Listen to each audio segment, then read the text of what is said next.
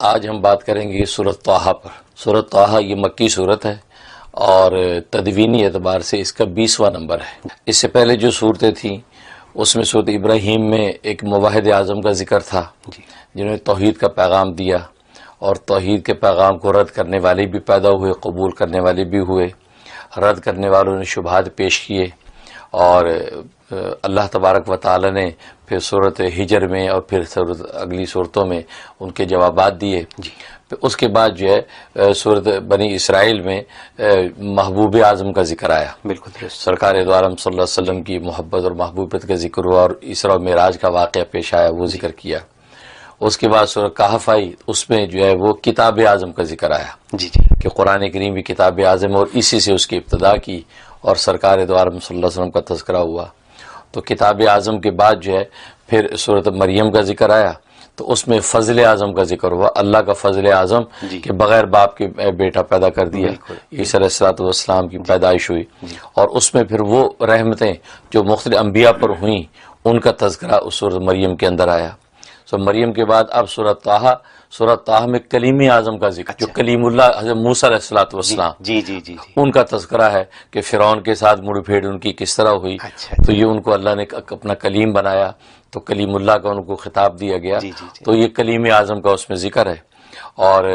اس کی ابتدا جو ہے وہ محبوب عالم ہی سے کی، یعنی طٰہٰ کے لفظ سے کی، اور طٰہٰ جو ہے سرکار دو عالم صلی اللہ علیہ وسلم کا اس میں گرامی ہے۔ تو محبوب اعظم کے تذکرے سے اس کو شروع کیا، اس لیے کہ محبوب اعظم نے یہ اللہ تبارک و تعالیٰ کی اس محبت میں اپنی عبدیت کی ایسی شان دکھائی، اور قرآن کریم کا جو نزول، جو کتاب اعظم ان کو ملی تھی، اس کی اتباع میں ایسے گھلتے تھے کہ خود اللہ تبارک و تعالیٰ کو اس صورت میں یہ کہنا پڑا کہ طٰہٰ ما انزلنا علیک القرآن لتشقیٰ،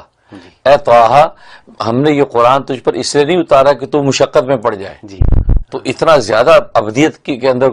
ڈوبتا چلا جاتا ہے اور ایسی مشقت ہو جاتا ہے۔ یہ صرف جو ہے تذکرۃ لمن یخشیٰ، یہ تو صرف یہ ایک نصیحت ہے ڈرنے والوں کے لیے، آپ ان کو نصیحت کیجئے، لیکن آپ اتنا نہ گھلیے کہ یہ جنت میں جانے والے بن جائیں، جہنم کی آگ سے بچ جائیں، کیونکہ سرکار دو عالم صلی اللہ علیہ وسلم راتوں کھڑے پاؤں پہ ورم آ جاتے تھے، اور یہ قرآن کی یعنی اس کتاب اعظم کی تلاوت یہ محبوب اعظم کر رہا ہے، جس محبت سے کرتا ہوگا اس کی کیا شان ہوگی کہ ملائکہ آسمان سے تڑپ کے نیچے آئیں، یہ حالت تھی۔ تو اللہ تبارک و تعالیٰ کو خود کہنا پڑا کہ آپ اتنا نہ عبادت کیجئے، بس اپنا بھی خیال رکھیں۔ تو یہ محبوب اعظم سے اس کی ابتدا ہوئی۔ پھر آگے کلیم اعظم کا واقعہ بیان کیا کہ فرعون کے ساتھ کیسی مڑ بھیڑ ہوئی، اور وہ بھی جو فضل اعظم سورۃ مریم میں ذکر تھا اس کا ایک پیش خیمہ تھا، اس لیے کہ وہاں بغیر باپ کے بیٹا پیدا کیا، اور یہاں بغیر اسباب کے اللہ تبارک و تعالی نے موسیٰ علیہ السلام کو فرعون پر فتح دی۔ کوئی اسباب نہیں تھے، کیونکہ یہ ایک نہتے، اور وہ فرعون کتنا بڑا طاقتور بادشاہ، نہ صرف بادشاہ بلکہ وہ تو خدائی کے منصب پہ اپنے آپ کو سمجھ رہا ہے، اتنا طاقتور۔ تو یہ جو غریب نہتے بیچارے بنی اسرائیل کو بچا کے لے جا رہے ہیں، تو گویا کہ اس میں یہ بات واضح کر دی کہ اللہ کو جو فضل ہے وہ اسباب کا محتاج نہیں ہے، اسباب اللہ کے فضل کے محتاج ہیں۔ لہٰذا یہاں اللہ کا فضل تھا، بظاہر اسباب نہیں تھے، تو اللہ تبارک و تعالی نے موسیٰ علیہ السلام کے ذریعے سے فرعون جیسے جو ہے خدائی کا دعویٰ کرنے والے بادشاہ کو تہس نہس کر دیا اور اس کو ہلاک کر دیا۔ تو یہ ذکر جو ہے اس سورۃ طٰہٰ کے اندر ہے، گویا کہ یہ کلیم اعظم کا تذکرہ اور اللہ کی رحمت کا ایک جو ہے گویا کہ شاکار یہ سورۃ طٰہٰ۔ اور یہ سورۃ طٰہٰ مکی ہے، اور اس کی 135 جو ہے وہ آیات ہیں، اور بہت مبارک صورت ہے۔ اس کی جہاں تک فضائل و فوائد کا تعلق ہے، اس کا ایک بڑا زبردست فائدہ ہے کہ جس بچی کی جو ہے شادی نہ ہوتی ہو یا بندش ہوتی ہو یا رشتے آتے ہیں ٹھہرتے نہیں ہیں، تو 21 مرتبہ کا اگر ختم کیا جائے اس صورت کا تو بہترین رشتہ مل جاتا ہے اور طے بھی ہو جاتا ہے۔ اچھا، اب ظاہر گھر میں سب بیٹھ کے ایک مرتبہ جو ہے 21 مرتبہ ختم کر لیں اور دعا کر لیں، انشاءاللہ اسی ایک ہی مجلس کے بعد خیر کی خبر آ جائے گی۔ اور یا یہ کہ اگر روز پڑھنی ہے تو روزانہ ایک دفعہ روزانہ پڑھتے رہیں تو 21 دن کے اندر یہ پوری کر لیں۔ تو بہتر تو یہ ہے کہ میں کہا کرتا ہوں کہ شب جمعہ میں ایک ختم کر لیا کریں۔ شب جمعہ میں جن بچوں کا مسئلہ ہے، شب جمعہ میں 21 دفعہ کے ختم کر لیا تو وہ کر لیں، یا ویسے جمعے کے دن کر لیں۔ اگر دن میں خواتین جمع ہو کے کرنا چاہتی ہیں تو میں 7 ختم یہ کریں گی جتنے دنوں میں تو شاندار رشتے آ جائیں گے۔ اور دوسرا سورۃ طٰہٰ میں یہ کہ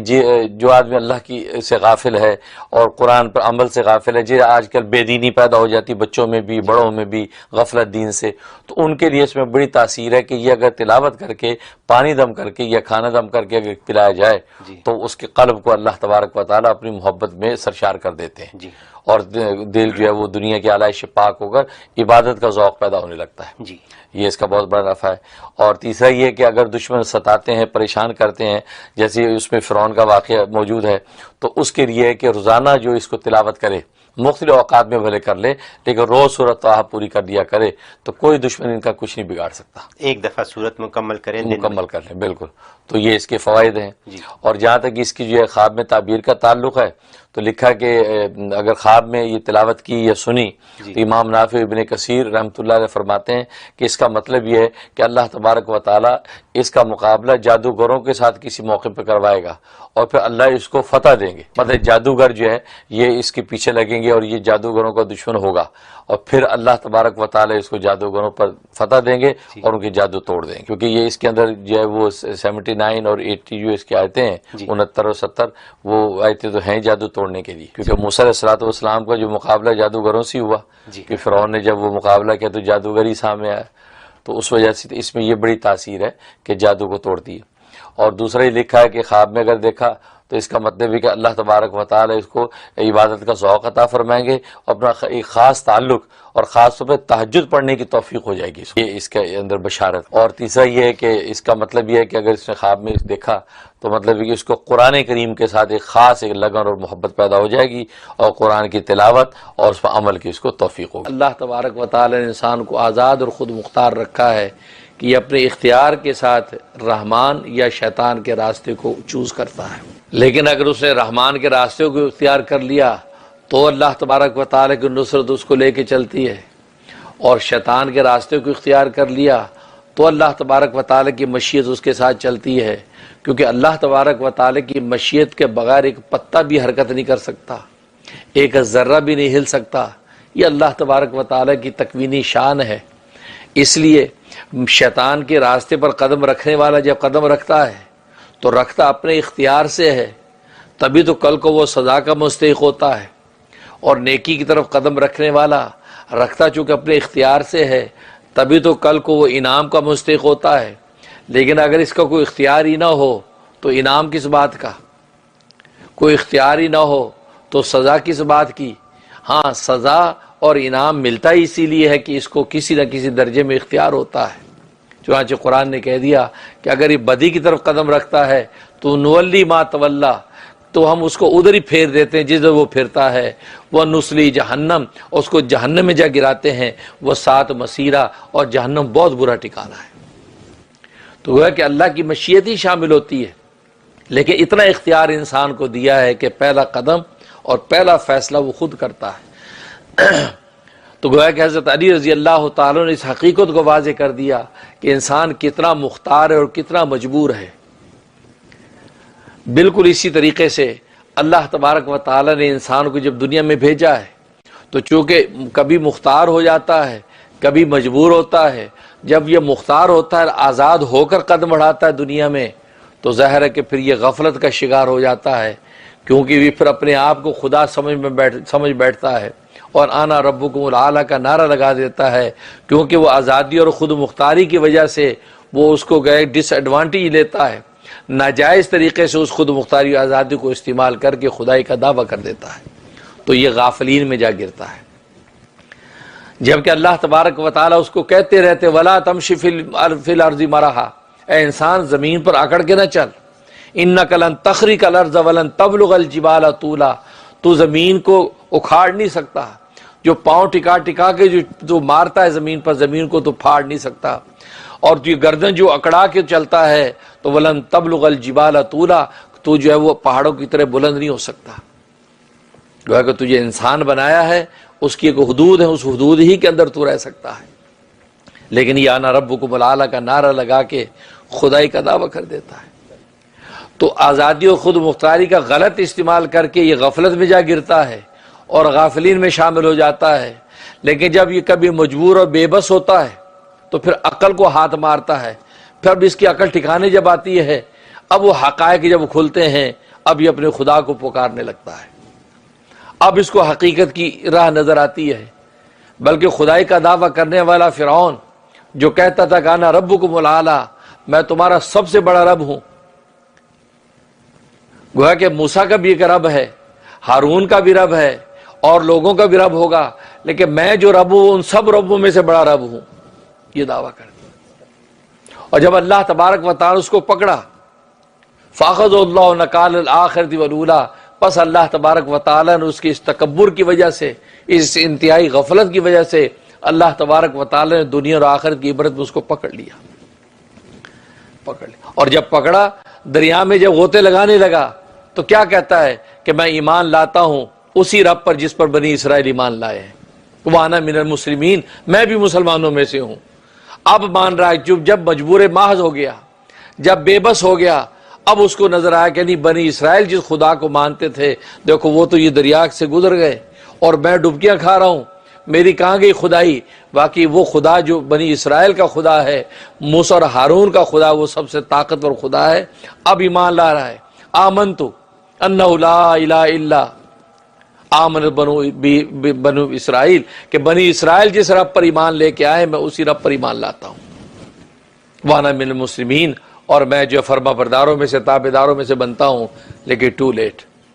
جب یہ بات کہی تو روایات میں آتا ہے کہ جبریل نے سمندر کی جو گاب ہے گارا لے کے اس کے منہ میں ٹھونس دیا، کہیں یہ نہ ہو کہ اسے ایسے وقت میں جب پوری زندگی اس نے اللہ کے کلیم کو ستایا، اللہ کے پیغمبر ہارون کو ستایا، گویا کہ بنی اسرائیل پر ظلم ڈھائے، اب یہ نہ ہو کہ آخری وقت میں جب یہ ایمان لے آئے اور اللہ تبارک و تعالی کی رحمت جوش میں آ جائے، کیونکہ اللہ تبارک و تعالی تو بے نیاز ہے، اس کو کوئی فرق نہیں پڑتا کہ اس کو آفتاب کو یا وہ مان کر دے اور ذرے کو آفتاب بنا دے، ہو سکتا ہے کہ اللہ تبارک و تعالی اس کا ایمان قبول کر لے اور ساری زندگی کو ظلم معاف ہو جائے۔ گویا کہ اس جبرائیل فرشتے کو بھی اس پر ایک غضب اور غصہ تھا، اس سے منہ کے اندر گارا ٹھونس دیا اور دھکا دیا اس کو کہ الان اب ایمان لاتا ہے، جب مصیبت پڑی اور ساری زندگی تو انہیں ظلم و ستم ڈھائے، اب ایمان لاتا، اس کا یہ کلمہ پورا نہیں ہونے دیا، اس کو گرایا۔ تو مقصد یہ ہے کہ ظاہر ہے کہ جس وقت وہ ایمان لا رہا ہے اس وقت تو ٹو لیٹ، کیونکہ غرغرہ کا جب وقت آ جاتا ہے، موت نظر آ جاتی ہے، اس وقت کا ایمان معتبر نہیں ہے، اس وقت کی توبہ معتبر نہیں ہے۔ ظاہر ہے کہ وہ ایمان اور توبہ معتبر نہیں تھی، لیکن جبرائیل نے اپنے غصے کا اور غضب کا اظہار کیا کہ ظالم ساری زندگی تکذیب کرتا رہا، ساری زندگی ستاتا رہا، اور ظلم و ستم، لاکھوں معصوم بچے اس نے موت کی گھاٹ اتار دی ہے، اور آج یہ پاک پارسا ہو کر توبہ کر رہا ہے۔ تو کہنے کا مقصد یہ ہے کہ یہ بھی انسان جب خود مختاری ظاہر کرتا تو متکبر ہو جاتا ہے، غافلین میں شامل ہو جاتا ہے، اور جب بے بس و مجبور ہوتا ہے تو پھر یہ عاقلین میں آ گرتا ہے۔ اب عقل ٹھکانے آتی کہ مجھے عقل سے کام لینا چاہیے۔ تو چونکہ انسان پر یہ دونوں کیفیتیں طاری رہتی ہیں، کبھی انسان غافلین میں جا گرتا ہے، کبھی عاقلین میں شامل ہوتا ہے، تبھی اللہ تبارک و تعالی نے انسان کے لیے تذکیر اور نصیحت کا سلسلہ رکھا۔